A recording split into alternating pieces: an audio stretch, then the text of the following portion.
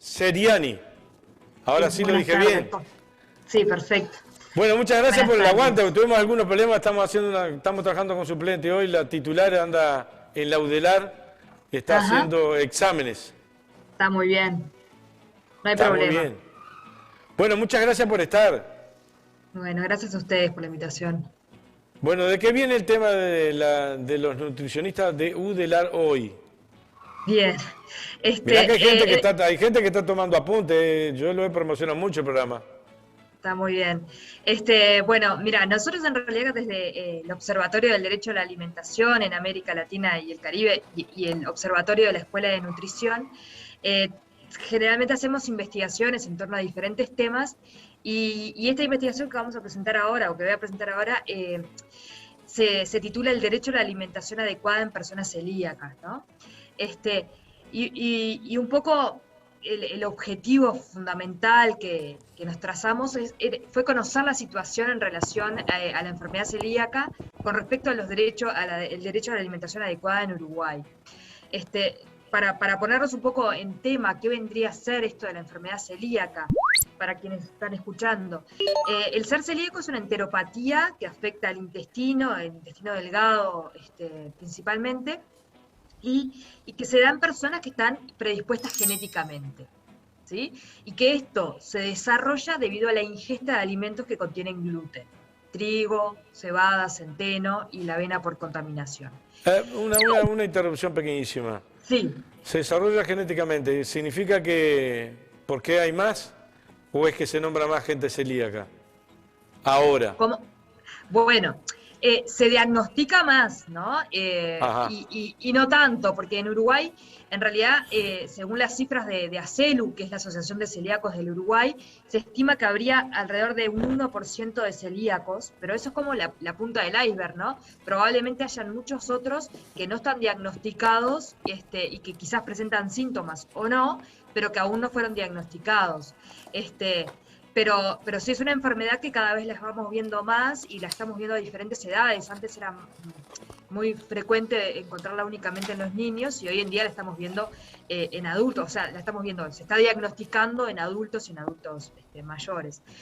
Entonces es una enfermedad que el único tratamiento que tiene hasta el día de hoy es una dieta estricta libre de gluten de por vida.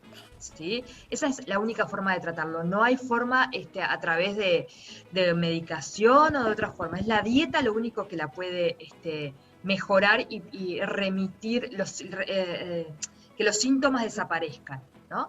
Y en caso de que el celíaco no sea tratado con una dieta adecuada, bueno, puede tener complicaciones que son muchísimas, ¿no? Insuficiencia pancreática, osteoporosis, el linfoma non-Hodgkin, carcinomas, abortos a repetición, retraso de crecimiento fetal y retraso de crecimiento en niños y infertilidad, entre otras muchas patologías que pueden darse si la persona celíaca no es tratada de forma adecuada. Entonces, esto es lo que a nosotros nos movió a investigar, ¿no? Sabiendo que es una patología que únicamente puede ser eh, llevada de por vida con una dieta libre de gluten, bueno, ¿qué está sucediendo con el derecho a la alimentación de estas personas? Es un sentir, y lo podemos ver cuando vamos al supermercado o conocemos personas celíacas, que ellos sienten que los productos son más caros o que tienen No lo sientes, yo también los compro, no soy celíaco y es más caro Exacto, exacto. y hay Entonces, poco. exacto. Y eso es un poco lo que quisimos recabar con esta investigación. Es decir, habían datos de otros países o ahí habían datos parciales o rumores, como quien dice, de qué podía estar sucediendo, pero no había una investigación que realmente centrara todo esto. Entonces, nosotros en el año 2020 llevamos a cabo esta investigación justamente con el objetivo de conocer la situación de personas celíacas en relación al derecho a la alimentación en Uruguay y alguna de las cosas fue una metodología, es un estudio descriptivo de corte transversal, ¿sí? En un momento de tiempo se sacó como una fotografía de estas personas, de qué podía estar sucediendo. Entonces aplicamos un cuestionario online La muestra que se realizó fue por conveniencia, es decir, no es una muestra representativa, y las personas, o se difundió esta encuesta online por medio de asociaciones que las nuclea. Por ejemplo, pedimos a CELU, la Asociación de Celíacos del Uruguay, que difunda el enlace, y así en distintas comunidades de celíacos para poder llegar a más gente. Quienes respondían a este cuestionario debían ser personas mayores de 18 años, de preferencia el enfermo celíaco, pero también podía ser individuos familiares o allegados de primer grado que pudiesen contestar estas preguntas. Entonces, siempre toda esta investigación fue pasada por el Comité de Ética de la Escuela de Nutrición, y teniendo en cuenta todos estos aspectos éticos, firmando el consentimiento informado y todo. Los principales resultados, y un poco estos resultados hablan de lo que uno pensaba ya de antemano que estaba sucediendo. Se reclutaron en total 206 personas. En la media edad de quienes contestaron fue de 33 años, y contestaron mayoritariamente del sexo femenino, que esto es algo frecuente que suceda en los cuestionarios online, ¿no? Que las mujeres son quienes más contestamos estas encuestas. Y la mayoría, casi el 93% de quienes contestaron, pertenecen al medio urbano, ¿no? No estamos hablando tanto del medio rural, sino más bien del medio urbano. Y bueno, algunas de las... ¿Urbano y llegó al medio rural o no? No, porque fue en realidad a las redes sociales. Entonces, bueno, quienes tenían más acceso a las redes, o quienes más están con ellas, fueron los que en su mayoría contestaron. Y se dio esa particularidad, ¿no? Que eran mayoritariamente del área urbana. Y bueno, algunas de las respuestas o de las cuestiones que nos fueron manifestando. Nosotros en Uruguay tenemos que saber que hay ayuda del Estado, ¿no? Primero que nada, desde el año 1989 hay una ley, la 16.096, que declara 16.096, la cual declara de interés nacional el estudio y la investigación de la enfermedad celíaca, y promueve la creación de un registro nacional de enfermos celíacos, y autoriza a los productores que puedan incluir en el etiquetado el logo de si es o no con trigo, avena, centeno o no, si es apto para celíaco o no. Y asimismo, otra cosa que tenemos que saber de nuestro país es que el Ministerio de Salud Pública y ACELU, esta asociación de celíacos, hacen periódicamente listados de alimentos que pueden ser aptos o no para el consumo por parte de los enfermos celíacos. Pero a su vez, la población celíaca en nuestro país cuenta con un sustento por parte del Estado. En realidad, aquellas personas celíacas de extrema vulnerabilidad, ¿sí? Que por medio del programa de apoyo a enfermos crónicos del Ministerio de Desarrollo Social se le ofrece un apoyo mensual mediante la modalidad de la tarjeta Uruguay Social o canasta de alimentos, pero volvemos a decir, esto es a personas de extrema vulnerabilidad socioeconómica, no es a todo enfermo celíaco. Entonces, una de las preguntas que nosotros les realizamos es si habían recibido ayuda del Estado, y solo 4 personas de estas 206 relatan haber recibido algún tipo de ayuda por parte del Estado. El resto no percibía ninguna ayuda. Por otro lado, les preguntamos a quienes contestaron las preguntas si consideraban que debía ser obligatorio en el Uruguay el etiquetado obligatorio de los alimentos con el logo que diga que es libre de gluten o de alguna forma, ¿no? Y el 100% de quienes contestaron esta encuesta dijeron que sí, que debía ser obligatorio, que consideraban muy importante el hecho de que los alimentos tuviesen ese etiquetado frontal. Ellos relatan en casi un 86% de los casos que la falta del etiquetado obligatorio de alimentos afecta mucho la vida cotidiana de ellos, porque cada vez que van a ir a comprar un producto, deben estar leyendo y deben estar dudando si puede llegar a estar contaminado o no, y aparte la cantidad de productos disponibles, como tú bien mencionabas hoy, son cada vez menos, o cada vez, son pocos, no hay de todos los alimentos gran variedad. Entonces, la primera conclusión grande fue que el 100% de los encuestados considera que es necesario el etiquetado de alimentos libres de gluten en Uruguay y que el mismo sea obligatorio. ¿Hoy lo es? Hoy lo es, no, hoy no, para nada. Hoy no es obligatorio y de hecho pone el logo la industria que quiere. Puede haber productos que son libres de gluten y no tengan la identificación, sí puede haber, por supuesto. Entonces, ellos justamente lo que están pidiendo es eso, ¿no? Que se identifique. Otra pregunta. Sí.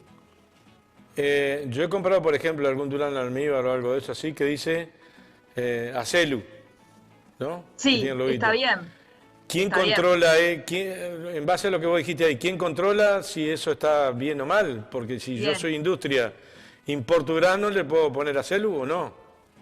Claro, exacto. En realidad es propiamente Acelu quien controla y quien da el logo o no a los productos, ¿no? Entonces se le ¿Y el ministerio qué rol juega ahí? Y el Ministerio de Salud Pública también lleva un listado, confiando en lo que se dice en los etiquetados de los productos y todo eso, lleva un listado de los alimentos que a su entender son libres de gluten, es decir, no pone el logo nunca, y eso es lo que pedimos, ¿no? Lo que piden la comunidad de celíacos es que justamente se pueda empezar a poner el logo en todos los productos que se consideren libres de gluten. Y es el respaldo que tiene un poblador común y corriente, como yo o cualquiera, de que el ministerio, es decir, el Estado está presente y dice, esto tiene, esto no tiene. Exactamente. Que al día de hoy no está eso. Si bien está el listado que está en la página web, es decir, en los productos, en las góndolas de los supermercados, no hay una identificación de qué producto es libre de gluten y qué producto no. ¿Sí? No es también fácil. También pasa con la sal y con el exceso de grasa. Bueno, exactamente. Ahora se está haciendo esto del etiquetado frontal de alimentos, justamente con el exceso de grasa, de sodio o de azúcares en su composición. Justamente ese etiquetado el de las grasas, la sal y azúcar, se está promoviendo que esté en todos los productos y se va a alcanzar, queremos creer que se va a alcanzar esto de que esté en los productos que deban tener.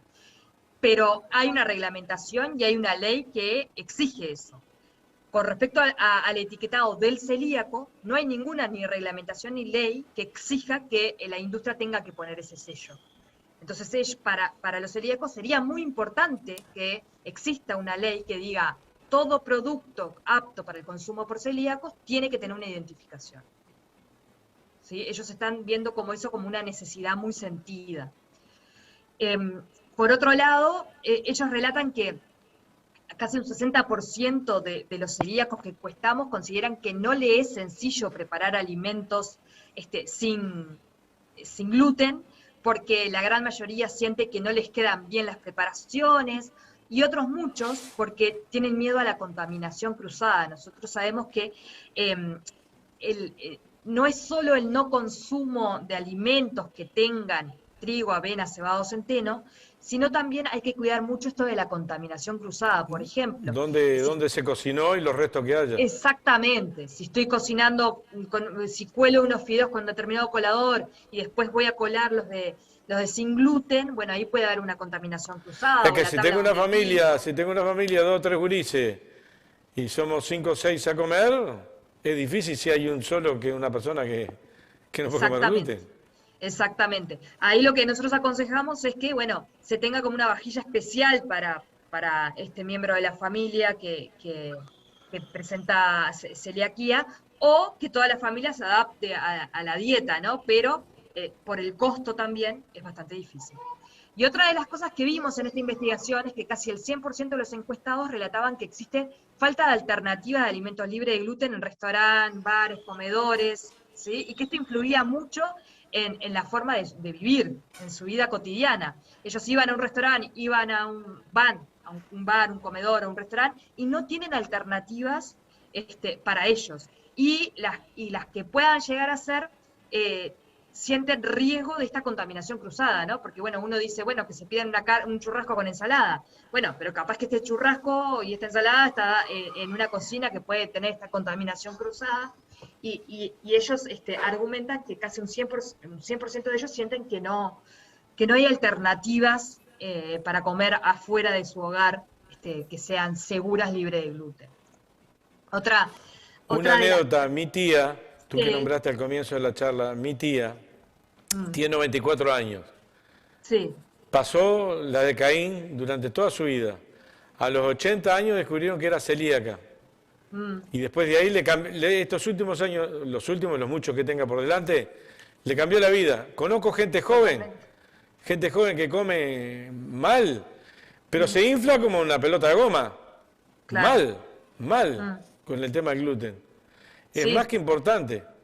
Sí, y es importantísimo, digo, la enfermedad celíaca debe ser diagnosticada de forma adecuada por medio de una biopsia o marcadores en sangre, pero la biopsia es como lo fundamental, y a partir del diagnóstico llevar un tratamiento. Después hay otras formas que pueden ser como intolerancias al gluten, ¿sí? Que ese es otro tipo de patología, si queremos llamarla así, pero que no es igual al ser celíaco, que implica justamente una dieta tan estricta y con tantos cuidados medioambientales, diríamos, ¿no? O sea, todo lo que ellos tienen que tener en cuenta. Pero sí, claramente, como la única forma de estar bien es comer alimentos libres de gluten, una vez que se diagnostica y la persona empieza a comer alimentos libres de gluten, cambiar radicalmente. Eso es así. Por otro lado, otra de las dificultades que plantean estos pacientes es que un 70% de los que encuestamos relata que tiene dificultades para comprar alimentos libres de gluten cerca de su Claro. casa. O sea, la accesibilidad, el acceso a estos alimentos es difícil. Primero, porque relatan que no siempre hay estos alimentos disponibles en los comercios del barrio, ¿sí? Y por otro lado, y en segundo lugar lo mencionan, el precio, que es muy elevado, En ¿sí? las grandes Entonces, superficies apenas hay una gondolita en una esquina por allá que hay que andar preguntando dónde es que está. Y en los exactamente, boliches de barrio, no digo de mérito, pero sí de superficies más pequeñas, tienen dificultad porque no la hay. no hay. No hay, o hay muy poco y muy caro, ¿no? Entonces esto es lo que ellos manifiestan, que justamente es muy difícil poder alimentarse sanamente o de la forma que ellos tienen que alimentarse libre de gluten en Uruguay. Eh, y entonces cuando le preguntábamos, bueno, ¿cuál es la percepción del costo? No hicimos un estudio de mercado de los costos, sino que le preguntamos directamente a los celíacos cuál era la percepción para ellos, si los productos libres de gluten eran igual de costosos que los otros productos, un 100% más, 200% más, y la gran mayoría respondió, un 37% respondió 100% más costoso, un 29% relata que para ellos es un 200% más costoso que los comunes, y un 18% relata que es un 300% más costoso. Es decir, una amplia gama de precios, pero siempre son superiores a los alimentos con gluten, ¿no? Entonces, si bien ellos relatan que solo un 0,5% dice que es igual, todo el resto demuestra que son mucho más costosos, y entre un 100 hasta un 300% en determinados productos. O sea que realmente se siente, ¿no? Sí. Ah, sí, sí, sí. Claro, es muchísimo más caro y bueno, y que a su vez si el acceso físico es restringido, cada vez se complica más la cosa, ¿no? Eh,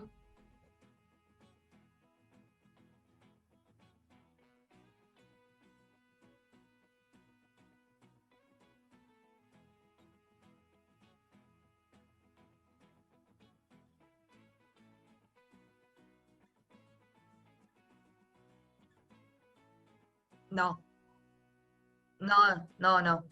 No, no. El tema de la nutrición, de la alimentación, no está como una asignatura en la currícula escolar, no, no lo está.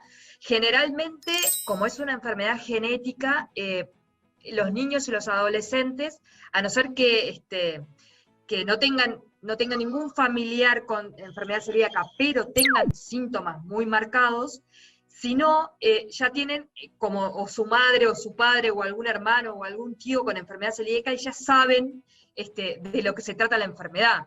Pero es más del equipo de salud quien asesora al niño en el momento del diagnóstico que por lo que pueda saber de otros lados. Y justamente esa fue una de las preguntas que nosotros le hicimos a los celíacos. Les preguntamos, ¿consideraban que en Uruguay existe información suficiente sobre la enfermedad celíaca y su tratamiento? Y el 73% dijo que no, que en Uruguay no hay suficiente información sobre esta enfermedad. Y que a su vez, cuando les preguntábamos, ¿quién consideran que deben estar más informados? Un alto porcentaje de los encuestados dice que la sociedad en general debe estar mucho más informada, ¿no? Entonces, sienten justamente eso, que no están siendo informados ni ellos ni el entorno sobre esta enfermedad y sobre cómo debe tratarse esta enfermedad, ¿no? Y entonces pasa a ser muy difícil el poder llevar a cabo una vida saludable en este contexto, ¿no? Por otro lado, le preguntábamos, bueno, ¿la enfermedad celíaca condiciona la vida social? ¿Sienten que esto los limita? Y sí, la gran mayoría, más del 50%, relata que la enfermedad celíaca condiciona su vida social y que incide mucho en sus relaciones, ¿no? Y creo que uno de los datos más relevantes es cuando nosotros les preguntamos a estos celíacos si consideraban que el Estado uruguayo contemplaba el derecho a la alimentación adecuada en ellos. Y el 86% respondió que no. Y un 12% respondió que no sabía. Solo un 2% relata que su derecho a la alimentación adecuada era considerado por el Estado uruguayo. El resto, del 86%, relata que no son tenidos en cuenta por el Estado uruguayo en el derecho a la alimentación adecuada, ¿no? Este dato es un dato que nos deja como asombrados más o menos porque sabemos cómo es la realidad de ellos, pero bueno, esa es la sensación que ellos tienen, ¿no? Que están como dejados de lado y que no son contemplados por el Estado. Pregunta que ya realicé a alguna de tus compañeras que han salido en este programa. Ni Sí. que hablar aquella persona que tiene que ir a comer una olla, no puede. Ni que hablar, ni que hablar.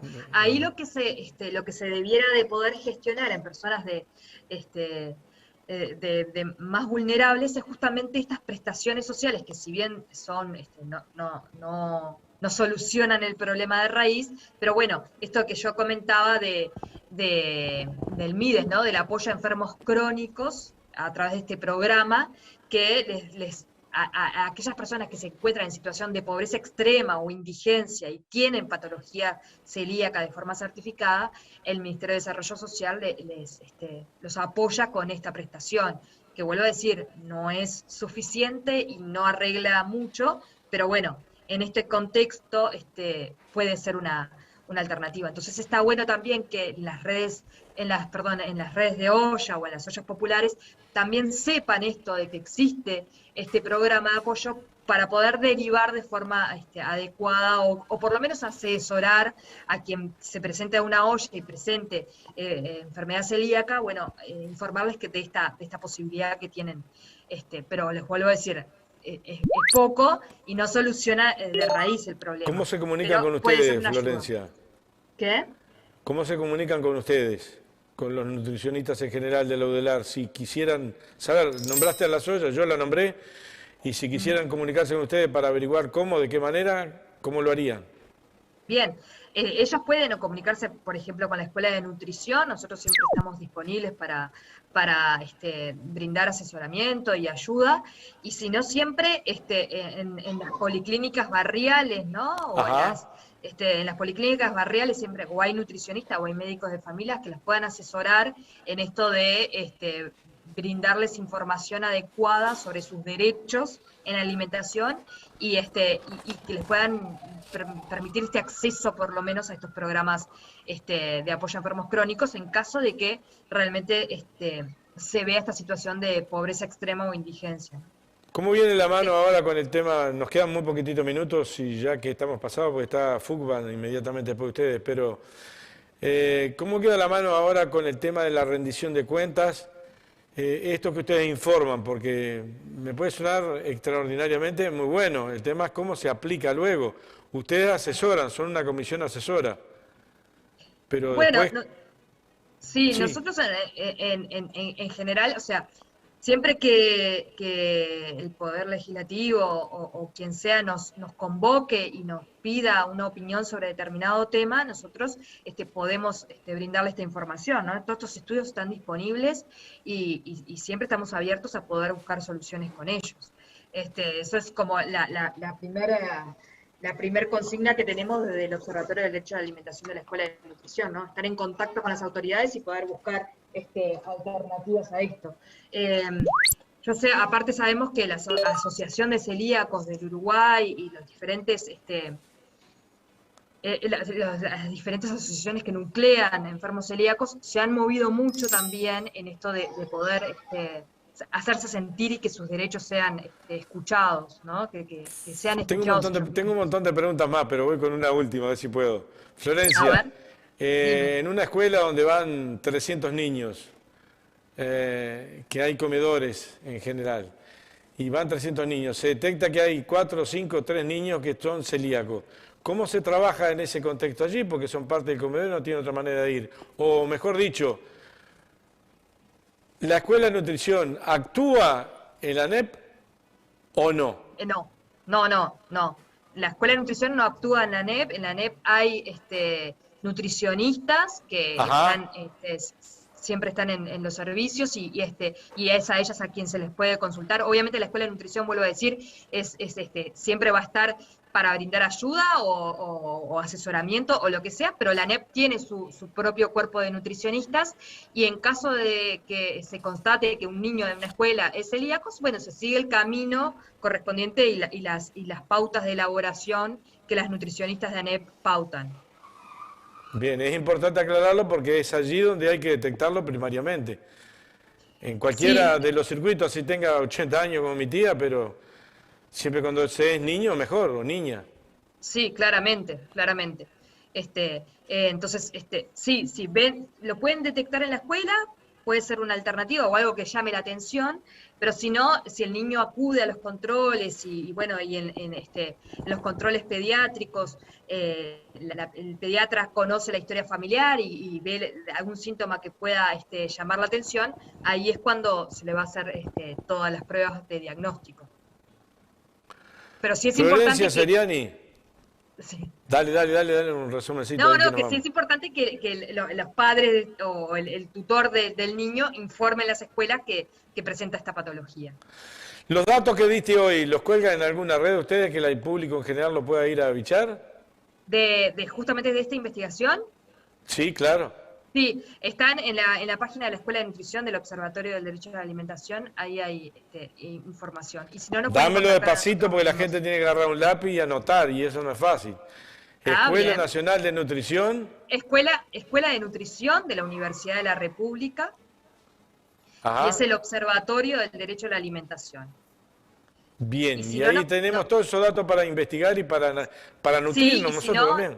Nos pueden contactar directamente a nosotros y nosotros nos podemos ayudar sin problema. ¿Y cómo se contactan con ustedes? Bien, particularmente a mí me pueden contactar por medio del mail fseriani@nutricion.edu.uy. Vamos de vuelta. Seriani con C. Con C, @nutricion.edu.uy. Bien, para evacuar dudas. Muchísimas gracias por haber participado. Muchas gracias. Más que importante que ustedes estén. Nos ayudan a formarnos, a educarnos entre todos y aprender. Muchísimas gracias. Muchísimas gracias a ustedes. A las órdenes. Un abrazo grande a todo el equipo. Gracias.